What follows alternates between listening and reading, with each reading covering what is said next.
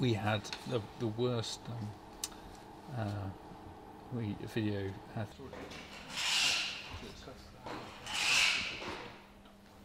So we're seeing some people attempt to stockpile, or at least plan to stockpile up front. Some people wanting to lock in what's already a fairly disappointing exchange rate, but even now, on the basis that it might get worse if there is further uncertainty, or if we're looking at crashing out at the end of March. So we're seeing lots of inquiries, not a lot of action just yet, but a lot of inquiries, fourfold increase from this time last year in people looking to work out where they're going to store stuff, how they're going to get things to their end customer as the year progresses.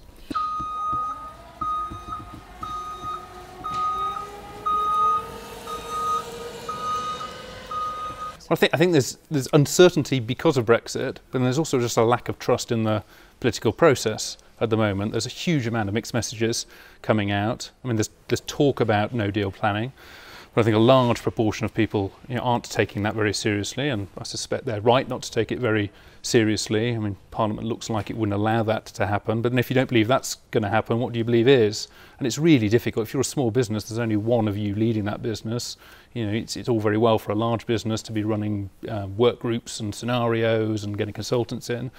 But if you're a small and growing business like many of the ones that we support, it's almost impossible to do that planning. So people are, it's like a game of chicken in a way. People don't want to spend their time doing things that aren't critical to the business, but they're really beginning to think now that they're going to have to start to do something.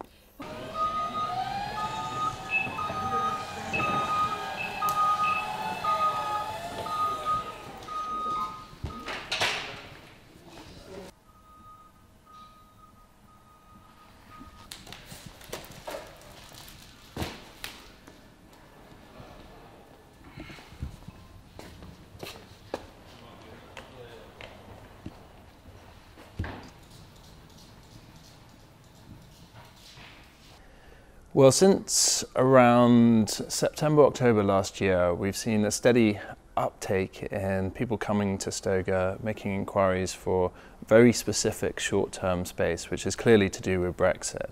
And that uptake really started to peak towards the end of November and beginning of December, where very large international clients were coming to us, much bigger companies than we'd normally expect to see. And they were all coming to inquire about stockpiling before and after Brexit.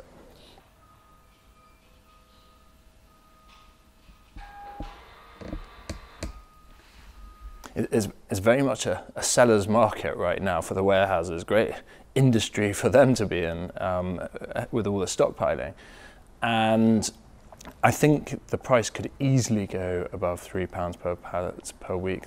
The price of storage is relatively cheap, especially versus the cost of companies not getting their product to the end consumers. So they're going to have to need storage to continue business as usual.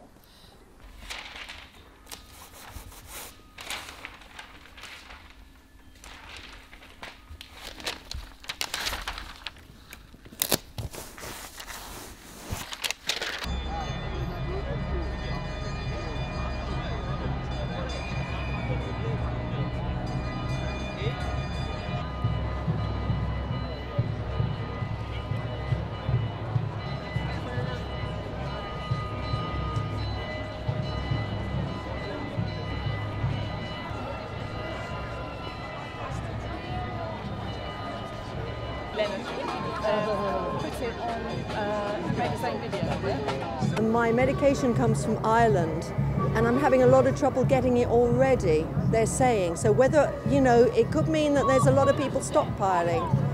But so I have got a little stockpile, not an enormous, not a warehouse worth, but just enough to take me over 6 months post March, 2019.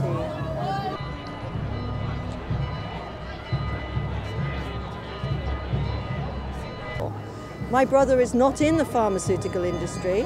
He's in an engineering sort of like company, and they have acquired warehouses and they are stockpiling. So they have got like a 2-year plan. I said to him, have you actually received Theresa May's sort of pamphlet? And he hadn't, but he's just going ahead and doing it. But it does really seriously concern me. So.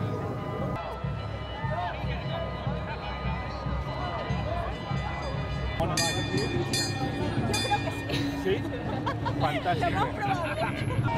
It's got such a good room. I'm so happy.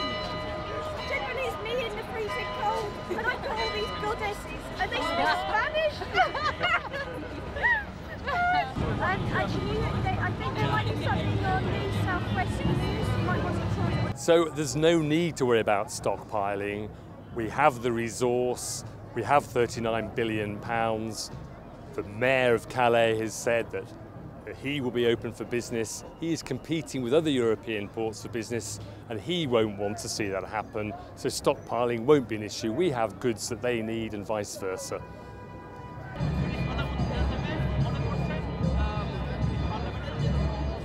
Estamos dentro de la zona de prensa. Entonces, para entrar tienes que entrar conmigo.